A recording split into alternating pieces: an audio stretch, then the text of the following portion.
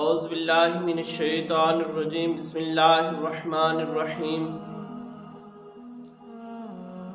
حدیث پاک دے اندر آندا ہے کہ بنی اسرائیل دا ایک شخص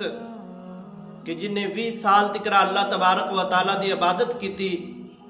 اور پھر 20 سال تکرا اللہ تبارک و تعالیٰ دی نافرمانی کی تھی، تو ایک دن کی ہویا کہ شیشے دے اندر اپنا چہرہ دیکھیا، اپنی داڑھی دے اندر ایک سفید وال دیکھ کے تو پریشان ہویا، تو اللہ دی بارگاہ دے اندر رجوع کر کے کہندا ہے کہ یا رب العالمین مینوں 20 سال ہو گئے نے میں تیری نافرمانی کر رہا، یا رب العالمین کیا میں تیری طرف واپس آواں تو مینوں قبول فرما لیں گا؟ تو اللہ تبارک و تعالیٰ دی طرفوں یہ آواز آئی کہ اے میرے بندے میں تو تیرے نال محبت کرنا، میں تو تیرے نال پیار کرنا، تو ہی سانو چھڈیا ہے، میں تو نہیں تانوں چھڈیا۔ تو بندہ اللہ تبارک و تعالیٰ دی بارگاہ دے اندر رجوع کردا ہے تو اللہ تبارک و تعالیٰ اس انسان دے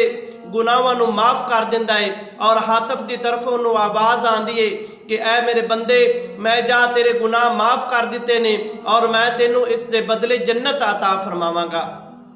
تو بزرگ فرماندے نے کہ حضرت آدم علیہ السلام فرماندے نے کہ اللہ تبارک و تعالیٰ نے امت محمدیہ دے اتے 4 انعام عطا فرمائے۔ پہلا انعام اے کہ میری توبہ جڑی ہے وہ مکہ المکرمہ دے اندر قبول ہوئی، اور لیکن امت محمدیہ جڑے نے وہ جس جگہ تے بھی توبہ کرن گے روح کائنات دے اتے اللہ تبارک و تعالیٰ انہاں دی توبہ نو قبول فرما لے گا۔ اور دوسرے نمبر تے فرماندے نے کہ جدوں میرے کولوں غلطی ہوئی تو اللہ تبارک و تعالیٰ نے مینوں جنت دے وچوں کٹ دیتا، اور امت محمدیہ جڑے نے وہ گناہ بھی کرن گے پھر بھی جدوں معافی منگن گے اللہ تبارک و تعالیٰ انہاں نوں جنت عطا فرما دے گا۔ اور پھر فرمایا کہ جدوں میرے کولوں غلطی ہوئی تو اللہ تبارک و تعالیٰ نے میری اور میری عورت دے درمیان جدائی ڈال دیتی، لیکن امت محمدیہ دے تے یہ انعام ہے کہ وہ گناہ بھی کرن گے لیکن اللہ تبارک و تعالیٰ انہاں دی اہلیہ دے درمیان جدائی نہیں ڈالے گا۔ اور چوتھے نمبر تے فرمایا کہ جدوں میں اس ممنوع درخت دے کول گیا میں بے لباس ہو گیا، تو امت محمدیہ دے جڑے لوگ نے وہ بے لباس ہو کے گناہ کرن گے لیکن پھر بھی اللہ تبارک و تعالیٰ انہاں نوں لباس عطا فرما دے گا۔